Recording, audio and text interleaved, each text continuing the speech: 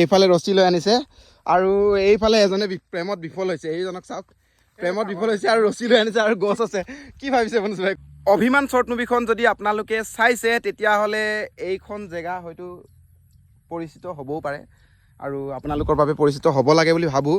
এয়া চাওক, ফ্ৰেমটো মই এবাৰ দেখুৱাই দিছোঁ, কিমান ধুনীয়া লাগিছে দেখিছেনে?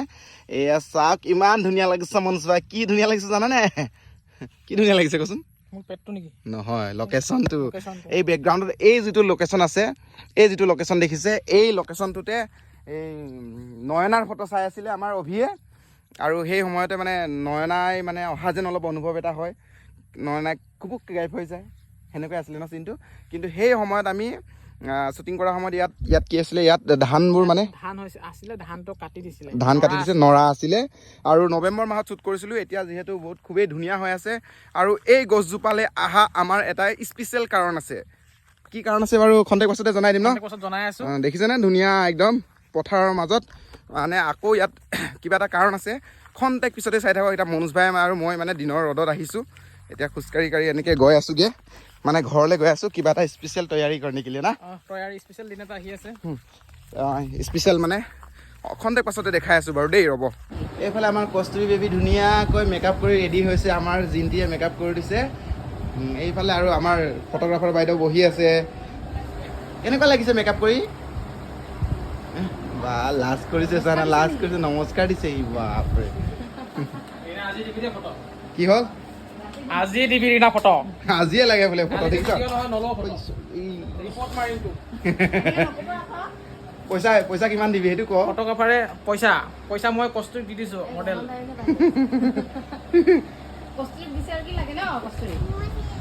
এইফালে ৰছী লৈ আনিছে আৰু এইফালে এজনে প্ৰেমত বিফল হৈছে। এইজনক চাওক, প্ৰেমত বিফল হৈছে আৰু ৰছী লৈ আনিছে আৰু গছ আছে।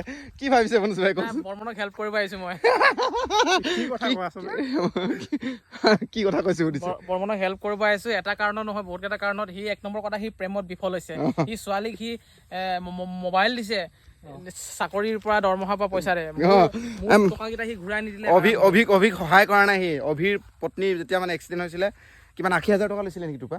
এই নহয়, সেইটো বেলেগ হয়। ইয়াক বেলেগকে সহায় কৰিছিলে, এই চাকৰি পাবৰ কাৰণে দিছিলে, অলপমান সহায় কৰিছিলে। কি হ'ল? মোৰ বদনাম কিমান গাবি আৰু তহঁতি? এতিয়া শেষত উপায় নাপায়, এতিয়া পইচাও ঘূৰাই দিব পৰা নাই যেতিয়া, আৰু প্ৰেমতো বিফল হৈ গ'ল, এতিয়া মোবাইল লৈ পলাই গ'ল। বৰবাদ কৰিলেই, বৰবাদ কৰিম। আৰু এই অট'বোৰ কাহিনী ভালদৰে চাম বুলি যদি ভাবে আপোনালোকে, অভিমানখন চাওক। মনোজ ভাই ইউটিউব চেনেলত আছে, বা ইউটিউবত গৈ আপোনালোকে অভিমান চাৰ্চ কৰক, পাই যাব। 1 মিলিয়ন হ'ব গৈ আছে, সোনকালে 1 মিলিয়ন কৰি দিয়ক। আৰু ৰ'ব, মোৰো 1 লাখ হ'বলৈ গৈ আছে ছাবস্ক্ৰাইবাৰ। সোনকালে ছাবস্ক্ৰাইব কৰি দিবলৈ কওক না লগৰবোৰক, তেতিয়াহে হ'ব আৰু পাৰ্টিটো একেলগে খাব পাম ন, তেতিয়াহে দৌ চিকাৰ হৈ যাব।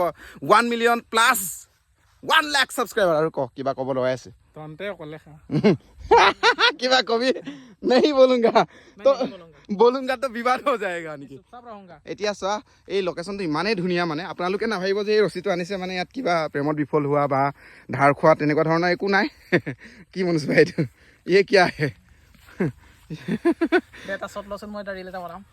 আজি একচুৱেলি আমি ইয়াত ফটোশ্বুট কৰিম। এতিয়া আমাৰ ৰাধা সেইফালৰ পৰা আহি আছে পথাৰে, আৰু বৰ্মনে এতিয়া ইয়াত জোলনা বনাই আছে। মানে লোকেশ্যনটো যিহেতু ধুনীয়া, জোলনা বনাই আছে বঢ়িয়াকৈ। এটা জোলনা বনাই লওক বৰ্মনে, তাৰপিছত আপোনালোকক দেখুৱাম ফটো মাৰি ধুনীয়াকৈ, ইমান ধুনীয়া আহিব ফটো। এই জেগাটোত যে মানে মই গেৰাণ্টি দিছোঁ, মানে বহুতেই ধুনীয়া ফটো আহিব আৰু মই জানো, মানে সেইকাৰণে এই জেগাটোতে মই লৈ আহিছোঁ। আৰু অভিমানখন শ্বুটিং কৰোঁতেও এই জেগাটো প্ৰায় 1-1.5 মাহ আগৰ পৰা মই চুজ কৰি থৈছিলোঁ। আৰু অভিমানৰ যদি আটাইতকৈ দৃশ্য ভাল থকা ঠাই আপোনালোকে দেখিছে, এই জেগাটোৱে আছিলে। আৰু এই জেগাটোৱে বৰ্মন জল্দি কৰো। বান্দৰৰ দৰে উঠি ললো গছৰ ওপৰত, এতিয়া বান্ধু ৰছী ইয়াত। বৰ্মন দা ৰেডি নে? मैं गिरेगा तो पकड़ेगा ना? नहीं, यही है दोस्ती का कमाल। पकड़ना नहीं है रे, और छोड़ना नहीं है, पकड़ना है। आपको नहीं छोड़ेगा। দেখিছেনে আমাৰ কস্তুৰী বেবী ফাইনেলি জোলনা বনোৱা হৈ গ'ল, আৰু জোলনাত বহি এতিয়া ফটো মাৰি থকা হৈছে। অলমষ্ট আন্ধাৰ হৈ গ'ল, আৰু আমাৰ এইফালে ফটোগ্ৰাফাৰ বাইদেউ ৰীণা বাইদেউ মাৰি আছে ফটো, আৰু ধুনীয়াকৈ মেকআপ কৰি দিছে আমাৰ জিন্তি বাইদেউ। আৰু এই জিন্তিক আপোনালোকে বিয়াত লাগিলে কণ্টেক্ট কৰিব পাৰে মেকআপ আৰ্টিষ্ট হিচাপে, আৰু ইনষ্টাগ্ৰাম আইডিটো দি দিম মই, আপোনালোকে মেছেজ কৰিব পাৰিব দেই। আৰু এয়া ৰীণা এতিয়া মাৰি আছে ধুনীয়াকৈ। ধুনীয়া লাগিছে নাই? ঐ চাওক কেনেকুৱা আহিছে। এয়া ফটোখিনি পাছত দেখুৱাই দিম বাৰু। আৰু ইয়া এইফালে মানে অডিয়েঞ্চ লাগে নহয়, অডিয়েঞ্চো চাবলৈ। আৰু এইফালে বৰ্মনে লাইট ধৰা হয়, লাইট পৰি যাব, ধৰি দে।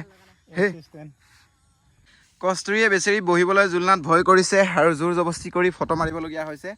এতিয়া শেষ পৰ্যায়ত আছোঁ আমি, আন্ধাৰো হৈ থাকিলেগৈ আৰু অলপ ভালকৈ মাৰিবলৈ হ'লে অলপ পষ্টটো ভালকৈ দিব লাগিছিলে। কস্তুৰীয়ে আমাৰ দিব নাজানিলে আজি ন, ভয় কৰিলে গ'ল।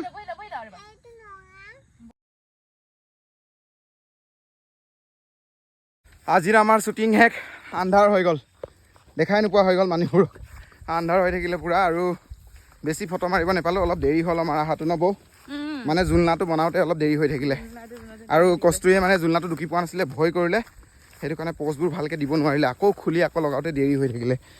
এইফালে আমাৰ ফটো এডিটিং চলি আছে আৰু সকলোৱে ফটো চিলেক্ট কৰাত ব্যস্ত, দেখিছেনে এয়া কস্তুৰীৰ জুলনাত। আৰু এইফালে আমাৰ মনোজ ভাই কি বঢ়িয়া বঢ়িয়া বঢ়িয়া। আমাৰ ৰীণা বাইদেউ এইফালে কণ্টেক্ট কৰি এডিট কৰি আছে। কি বেটি কি এই কপিয়াৰ লাগিব, মোক কপিয়াৰ লাগিব গুস্তই। আজিৰ ভিডিঅ'টো ইমানতে শেষ কৰোঁ আৰু আপোনালোকক যদি ভিডিঅ' এডিটিং, ফটোশ্বুট, বিয়াৰ বা শ্বৰ্ট মুভি শ্বুটিং তেনেকুৱা ধৰণৰ কিবা কাম থাকে, মোৰ ইনষ্টাগ্ৰাম লিংক ডেছক্ৰিপশ্যনত দিয়া আছে। নহ'লে হয়তো আপুনি বিশ্বজিৎ দৈমাৰী ফটোগ্ৰাফী বা বিশ্বজিৎ দৈমাৰী মাৰিলে ইনষ্টাগ্ৰামত ওলাবই। আপোনালোকে মোক কণ্টেক্ট কৰি কি কৰিব পাৰিব কৈ দে আকৌ, মেছেজ কৰিলে হ'ল নেকি? চিম্পুল ন। আৰু এইফালে আমাৰ ছাৰে অলপমান এডিটিং শিকি আছে দেই, শিক্ষা লৈ আছোঁ।